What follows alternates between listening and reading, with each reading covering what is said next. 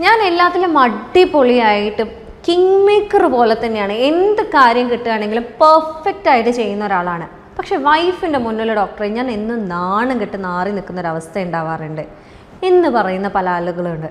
അപ്പോൾ അവരുടെ കാരണം എന്താണെന്ന് ചോദിച്ചു കഴിഞ്ഞാൽ അവർ പറയും ഭയങ്കര മൂഡോട് കൂടെ പലതും ചെയ്യണം, അങ്ങനെ ആക്കണം ഇങ്ങനെ ആക്കണം അതൊക്കെ ചെയ്യണം എന്നൊക്കെ വിചാരിച്ച് ബെഡ്റൂമിലേക്ക് പോകും. പക്ഷേ എല്ലാം 1-2 മിനിറ്റിനുള്ളിൽ അങ്ങ് തീർന്നു പോവാണ് ഡോക്ടറെ. പലപ്പോഴും വൈഫ് എന്നെ ചോദിക്കാറുണ്ട് പറ്റണില്ല എന്നാണെങ്കിൽ പിന്നെ എന്തിനാണ് ഈ പണിക്ക് വരുന്നത് എന്നുള്ള രീതിയിൽ. എപ്പോഴും ഒരു ഭയങ്കര അപകർഷതാബോധമാണ്. വൈഫിൻ്റെ മുന്നിൽ ഫേസ് ചെയ്യാൻ പറ്റുന്നില്ല, നമുക്കുള്ളിൽ ആഗ്രഹമുണ്ട് പക്ഷേ അവർക്കൊന്നും ചെയ്തു കൊടുക്കാൻ പറ്റുന്നില്ലല്ലോ എന്നുള്ളതുകൊണ്ട് ഇതിനെ അടക്കി പിടിക്കുകയാണ്. എനിക്കാണെങ്കിൽ തന്നെ ഇത് കംപ്ലീറ്റ് ആയിട്ട് കഴിഞ്ഞു കഴിഞ്ഞാലും ഒരു കഴിഞ്ഞു എന്നുള്ളൊരു ഫീലിംഗ് കിട്ടുന്നില്ല എന്നുള്ളൊരു ഭയങ്കരമായിട്ടുള്ളൊരു മെൻ്റൽ സ്ട്രെസ്സിലാണ് ഞാൻ നിൽക്കുന്നത് എന്നുള്ളത് പലപ്പോഴും പല പേഷ്യൻസും നമ്മളടുത്ത് വന്ന് പറഞ്ഞിട്ടുണ്ട്. അപ്പോൾ ഇതിനെയാണ് ശീഘ്രസ്ഖലനം എന്നുള്ളത് നമ്മൾ ഓമന പേരിട്ട് വിളിക്കുന്നത്. അപ്പം എന്താണ് ശീഘ്രസ്ഖലനം, എന്തൊക്കെയാണ് അല്ലെങ്കിൽ എന്തൊക്കെ കാരണത്താലാണ് ശീഘ്രസ്ഖലനം വരുന്നത്, എങ്ങനെ നമുക്കതിനെ ട്രീറ്റ് ചെയ്യാം, നമുക്ക് വീട്ടിലിരുന്നുകൊണ്ട് എന്തൊക്കെ ചെയ്ത് കഴിഞ്ഞാൽ എത്രത്തോളം മാറ്റം ഉണ്ടാവും എന്നുള്ളതൊക്കെയാണ് നമ്മൾ ഇന്നത്തെ വീഡിയോയിൽ ഡിസ്കസ് ചെയ്യുന്നത്. ഞാൻ ഡോക്ടർ ഹിബ അബ്ദുൽ മജീദ്, ഡോക്ടർ ഹിബ സാരോവിയ, പെരിന്തൽമണ്ണ, മലപ്പുറം ജില്ല.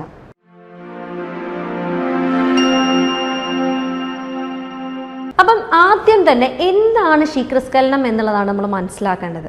ശീഘ്രസ്ഖലനം എന്ന് പറയുന്നത് യഥാർത്ഥത്തിൽ നിങ്ങൾ ആഗ്രഹിക്കുന്ന സമയത്തിന് മുന്നേ നിങ്ങൾക്ക് സ്ഖലനം വരുന്നുണ്ട് എന്നുണ്ടെങ്കിൽ, അതായത് പ്രീമച്യൂർ ഇജാക്കുലേഷൻ, നിങ്ങൾ സാധാരണഗതിയിൽ ടെക്സ്റ്റ് ബുക്ക് ഡെഫിനിഷൻ ആണെന്നുണ്ടെങ്കിൽ 1 മിനിറ്റ് അല്ലെങ്കിൽ അതിന് താഴെ നിങ്ങൾക്ക് ശുക്ലം പുറത്തേക്ക് പാസ് ചെയ്ത് പോകുന്നുണ്ട് എന്നുണ്ടെങ്കിൽ അതിനെ ശീഘ്രസ്ഖലനം എന്ന് വിളിക്കുക എന്നുള്ളതാണ്.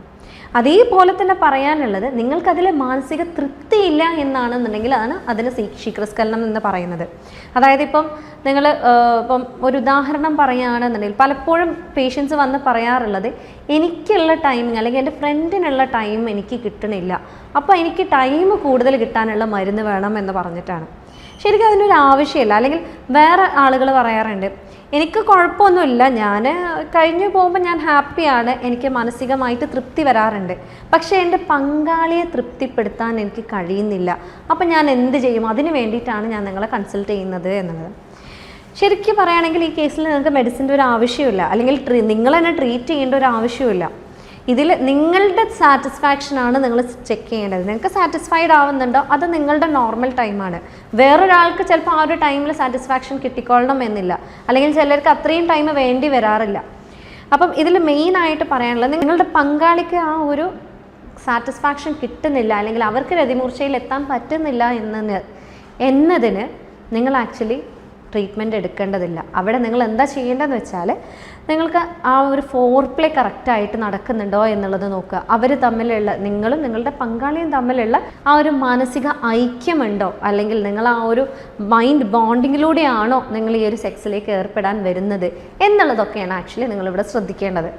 അതുപോലെ നിങ്ങളുടെ ബാക്കി ഫോർപ്ലേ കാര്യങ്ങളൊക്കെ നല്ല രീതിയിൽ നടക്കുന്നുണ്ടെന്നുണ്ടെങ്കിൽ സ്വാഭാവികമായിട്ടും നിങ്ങളുടെ പങ്കാളിയെയും രതിമൂർച്ചയിലേക്ക് എത്തിക്കാൻ ഒരു ബുദ്ധിമുട്ടില്ലാതെ നിങ്ങൾക്ക് സാധിക്കും. അപ്പോൾ ഇത് ഒരു വശം. ഇതിൽ പിന്നൊരു വശം എന്ന് പറയുന്നത് ഇപ്പോൾ ഈ പറഞ്ഞ പോലെ 1 മിനിറ്റിനുള്ളിൽ അല്ലെങ്കിൽ അവർ എത്ര നടന്നു കഴിഞ്ഞാലും അവർക്കൊരു രതിമൂർച്ച കിട്ടുന്ന സുഖം കിട്ടുന്നില്ല എന്നാണെന്നുണ്ടെങ്കിൽ അതിന് പല കാരണങ്ങളും ഉണ്ടാവാറുണ്ട്. അതിൽ ഒന്നാമത് എന്ന് പറയുന്നത് ഹോർമോണൽ ഇംബാലൻസ് തന്നെയാണ്. ചിലപ്പം ചില ആളുകളിൽ തൈറോയിഡ് റിലേറ്റഡ് ആയിട്ടുള്ള എന്തെങ്കിലും രോഗങ്ങളുണ്ട് എന്നുണ്ടെങ്കിൽ, അല്ലെങ്കിൽ അവർക്ക് മറ്റ് ടെസ്റ്റോസ്റ്ററോൺ റിലേറ്റ് ചെയ്തിട്ടുള്ള എന്തെങ്കിലും പ്രശ്നങ്ങളൊക്കെ ഉണ്ട് എന്നുണ്ടെങ്കിൽ ഈ പറഞ്ഞ പ്രീമച്യൂർ ഇജാക്കുലേഷൻ ഉണ്ടാവാം. അല്ലെങ്കിൽ ചില കേസുകളിൽ നിങ്ങൾക്ക് സ്ഥിരമായിട്ട് മൂത്രം ഒഴിക്കുന്ന ടെൻഡൻസി ഉണ്ട്, അല്ലെങ്കിൽ സ്ഥിരമായിട്ട് UTI അല്ലെങ്കിൽ മൂത്രച്ചൂട് അല്ലെങ്കിൽ മൂത്രത്തിൽ പഴുപ്പ് എന്നൊക്കെ പറയുന്ന രോഗം സ്ഥിരമായിട്ട് ഉണ്ടാവുന്ന ഒരാളാണെന്നുണ്ടെങ്കിൽ ഈ പറയുന്ന പ്രീമച്യൂർ ഇജാക്കുലേഷനുള്ള ചാൻസസ് കൂടുതലാണ്. അതേപോലെ തന്നെ നിങ്ങൾക്ക് പ്രോസ്റ്റേറ്റ് സംബന്ധമായിട്ടുള്ള രോഗങ്ങളുണ്ട്. BPH പറയുന്ന, അതായത് നിങ്ങൾ പറയുന്നുണ്ടാവും പ്രോസ്റ്റേറ്റിന് വീക്കം വന്നു എന്നൊക്കെ പറയുന്നത് കേട്ടിട്ടുണ്ടാവും. അപ്പോൾ അത്തരത്തിലുള്ള രോഗങ്ങളുണ്ട് എന്നുണ്ടെങ്കിലും ഈ പറയുന്ന പ്രീമച്യൂർ ഇജാക്കുലേഷൻ ഉണ്ടാകാനുള്ള ചാൻസസ് കൂടുതലാണ്. അതേപോലെ മറ്റൊരു പ്രധാന കാരണം എന്ന് പറയുന്നത് നമ്മുടെ മൈൻഡ് തന്നെയാണ്. അതിൽ മെയിൻ പ്രധാനം എന്ന് പറയുന്നത് തന്നെ മൈൻഡാണ്. അതായത് ചിലപ്പം എൻ്റെ പെർഫോമൻസ് എൻ്റെ വൈഫിന് ഇഷ്ടപ്പെടില്ലേ എന്നുള്ള ആ ഒരു അതിയായ ആദി ഈ ഒരു പ്രശ്നം ഉണ്ടാക്കാറുണ്ട്. മറ്റൊന്ന് കഴിഞ്ഞ പ്രാവശ്യം എനിക്ക് പെട്ടെന്ന് പോയി, ഇപ്രാവശ്യം അല്ലെങ്കിൽ ഇന്നലെ പെട്ടെന്ന് പോയി ഇന്നും എനിക്ക് പെട്ടെന്ന് പോവോ എന്നുള്ള ടെൻഷൻ. ഇതുണ്ടെങ്കിൽ എന്തായാലും നിങ്ങൾക്ക് പെട്ടെന്ന് പോകും എന്നുള്ളത് അധികം ആളുകളിലും നമ്മൾ കണ്ടുവരുന്നൊരു പ്രശ്നമാണ്. അപ്പോൾ ഇതിൽ പ്രത്യേകം പറയാനുള്ളത് എന്താണെന്ന് വെച്ചാൽ, നിങ്ങൾക്കിപ്പം നിങ്ങൾ ഒരുപാട് കാലമായിട്ട് സെക്സിൽ ഏർപ്പെട്ടിട്ടില്ല എന്നാണെന്നുണ്ടെങ്കിൽ, എന്നിട്ടാണ് നിങ്ങൾ സെക്സിൽ ഏർപ്പെടുന്നത് എന്നുണ്ടെങ്കിൽ അധികം ആളുകളിലും പെട്ടെന്ന് പോവാറുണ്ട്. അത് വളരെ നോർമലാണ്. അത് കരുതി എനിക്ക് പ്രീമച്വർ ഇജാക്കുലേഷൻ വന്നോ, ഇനി നാളെ അങ്ങനെയാവോ മറ്റന്നാളെ അങ്ങനെയാവോ എന്ന് എല്ലാ തവണയും നിങ്ങൾ ആലോചിക്കുന്നുണ്ട് എന്നുണ്ടെങ്കിൽ ഈ മൈൻഡ് ഫാക്ടർ അവിടെ കടന്ന് എന്തായാലും നിങ്ങൾക്ക് പെട്ടെന്ന് ഇജാക്കുലേഷൻ നടത്തും. അപ്പം ഇത് ഫസ്റ്റ് നിങ്ങൾ മനസ്സിൽ വെക്കാം. അതേപോലെ പിന്നെ പറയാനുള്ള ഒരു പ്രധാന കാരണം ഇപ്പം എൻ്റെ ക്ലിനിക്കിൽ വരുമ്പം എനിക്ക് അധികവും കിട്ടുന്ന ഒരു കാരണം എന്ന് പറയുന്നത് അമിതമായിട്ടുള്ള പോൺ അഡിക്ഷൻ അല്ലെങ്കിൽ അമിതമായിട്ടുള്ള സ്വയംഭോഗമാണ്. അപ്പോൾ അതിൻ്റെ ഒരു വലിയ കാരണം എന്ന് പറയുന്നത്, നിങ്ങൾ സ്വയംഭോഗം ചെയ്യുന്ന സമയത്ത് നിങ്ങൾ അതിൻ്റെ ഗ്രിപ്പ്, അതിൻ്റെ സ്പീഡ്, അതിൻ്റെ സ്ട്രോക്ക്, അതിൻ്റെ ആ ഒരു നിങ്ങളുടെ സെൻഷ്വാലിറ്റി, നിങ്ങൾ കാണുന്ന കാര്യം, ഇതൊക്കെ നിങ്ങൾ നോർമൽ സെക്സിലേക്ക് വരുമ്പോൾ ഡിഫറെൻ്റ് ആണ്. അപ്പം ഇതിലെങ്ങനെയാണെന്ന് വെച്ചാൽ, നോർമൽ സെക്സിൽ നിങ്ങൾക്ക് ഒരിക്കലും ആ ഒരു സ്പീഡ് ഉണ്ടാവില്ല, അല്ലെങ്കിൽ ആ ഒരു ഗ്രിപ്പ് നിങ്ങൾക്ക് കിട്ടില്ല, അല്ലെങ്കിൽ ആ ഒരുപാട് വ്യത്യാസങ്ങൾ അവിടെ വരുന്നുണ്ട്. പിന്നെ ഇതിൽ വേറെ പറയാനുള്ളൊരു കാരണം എന്ന് പറയുന്നത്, നിങ്ങൾ മാസ്റ്റുർബേഷൻ ചെയ്യുന്ന സമയത്ത് അധികം പെട്ടെന്ന് പോകാനുള്ള ഒരു ടെൻഡൻസി ഉണ്ട്. അതായത് അധികം നമ്മളെ ബോഡി തന്നെ പെട്ടെന്ന് പോകണം എന്നുള്ള രീതിയിലാണ് നമ്മൾ മാസ്റ്റുർബേറ്റ് ചെയ്യാനുള്ള ചാൻസ് ഉണ്ടാകുന്നത്.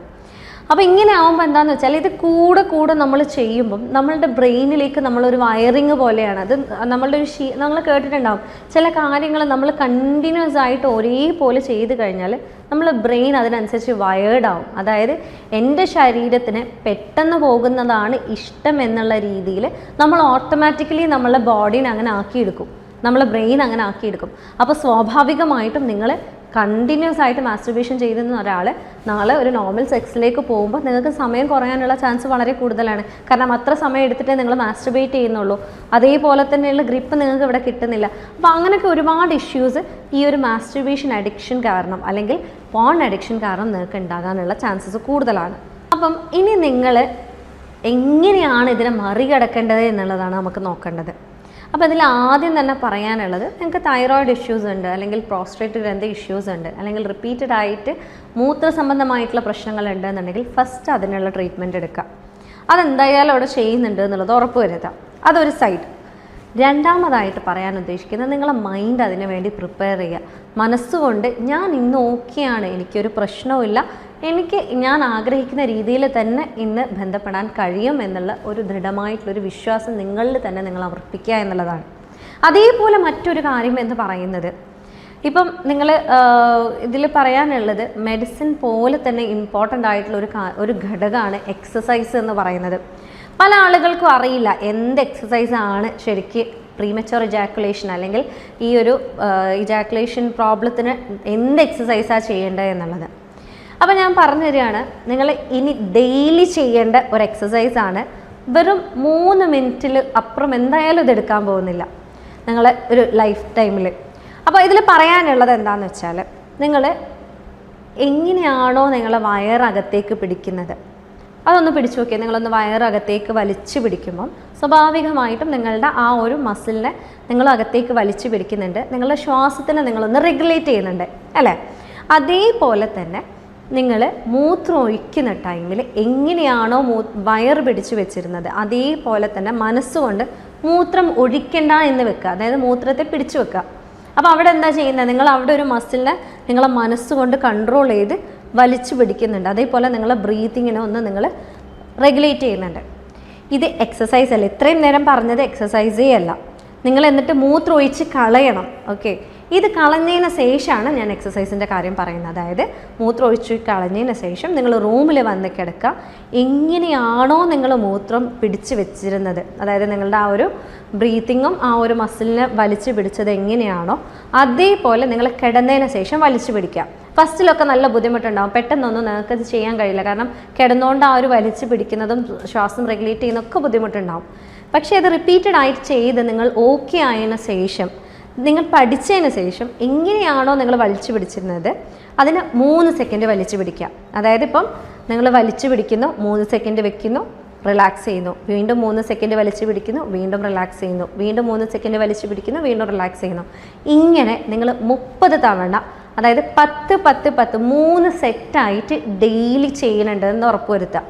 ഇങ്ങനെ ഡെയിലി ചെയ്തതിന് നിങ്ങൾ ഓക്കെ ആണ്, 3 സെക്കൻഡ് നിങ്ങൾക്ക് ഒരു ബുദ്ധിമുട്ടില്ലാതെ ചെയ്യാൻ പറ്റുന്നുണ്ട് എന്നൊരു സാഹചര്യത്തിലേക്ക് എത്തിക്കഴിഞ്ഞാൽ പിന്നീട് നിങ്ങൾ അതിനെ 5 സെക്കൻഡ് ആക്കുക, 10 സെക്കൻഡ് ആക്കുക, 15 സെക്കൻഡ് ആക്കുക, അങ്ങനെ 20 സെക്കൻഡിലേക്ക് വരെ എത്തിക്കാം. ഇത് പ്രത്യേകം എനിക്ക് പറയാനുള്ളത്, ഒരു കാരണവശാലും ഇതൊക്കെ എന്നെ കൊണ്ട് ഇനിയും ചെയ്യാൻ പറ്റുമല്ലോ എന്ന് വിചാരിച്ച് ഒറ്റയടിക്ക് നിങ്ങൾ 3 സെക്കൻഡ് 5 സെക്കൻഡ് 10 സെക്കൻഡ് എന്നുള്ളത് പെട്ടെന്ന് ചെയ്ത് പഠിക്കാൻ പോകരുത്. കാരണം എന്താണെന്ന് വെച്ചാൽ നിങ്ങൾക്ക് തന്നെ അറിയുന്നുണ്ടാവും, എക്സസൈസ് ചെയ്യാതെ നിങ്ങൾ പെട്ടെന്ന് നല്ല രീതിയിൽ വർക്കൗട്ട് ചെയ്താൽ പിറ്റത്തെ ദിവസം നിങ്ങൾക്ക് എണീറ്റ് നടക്കാൻ കഴിയില്ല. അപ്പോൾ അതേപോലെ തന്നെ ഇവിടെയും നിങ്ങൾ ഓവറായിട്ട് വർക്കൗട്ട് ചെയ്ത് കഴിഞ്ഞാൽ, ഈ ഒരു എക്സസൈസ് ഓവറായിട്ട് ചെയ്ത് കഴിഞ്ഞാൽ ഭയങ്കര പെയിൻഫുള്ളായി മൂത്രം ഒഴിക്കുന്നത് പോലും നിങ്ങൾക്ക് ഭയങ്കര ബുദ്ധിമുട്ടാവാനുള്ള ചാൻസ് ഉണ്ട്. അപ്പോൾ അതുകൊണ്ടാണ് നിങ്ങൾ 3 സെക്കൻഡ് സമയം എടുത്ത് ചെയ്യുക, അതായത് ഒരു 2 3 4 ദിവസം എടുത്ത് ചെയ്യുക, 5 സെക്കൻഡ് അതുപോലെ എടുത്ത് ചെയ്യുക, അങ്ങനെ നിങ്ങൾ ടൈം കൂട്ടി കൊണ്ടുവരാം.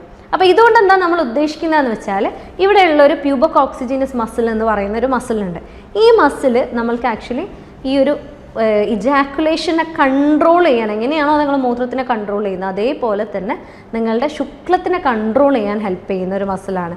അപ്പം ഇത് നിങ്ങൾ റിപ്പീറ്റഡ്ലി ചെയ്യുമ്പം അതിൻ്റെ കൂടെ നിങ്ങളുടെ മൈൻഡിനെ റിലാക്സ് ചെയ്യുക. എന്നിട്ടും പറ്റുന്നില്ല എന്നാണെങ്കിൽ മെഡിക്കേഷൻസ് എടുക്കുകയാണെന്നുണ്ടെങ്കിൽ എന്തായാലും നിങ്ങളുടെ ഈ ഒരു പ്രശ്നത്തിന് കംപ്ലീറ്റ് ആയിട്ട് നമുക്ക് പരിഹരിച്ച് കൊണ്ടുവരാൻ പറ്റും.